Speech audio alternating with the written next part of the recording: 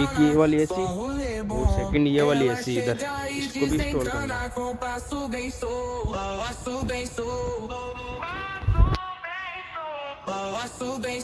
installation के लिए आया था,